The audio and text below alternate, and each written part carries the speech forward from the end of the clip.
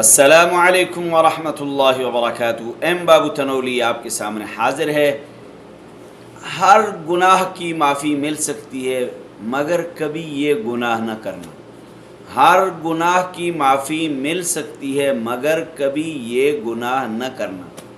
मेरे चाहने देखने सुनने वाले सोचेंगे कि वो कौन सा गुनाह है कि जिसकी माफ़ी नहीं मिलेगी।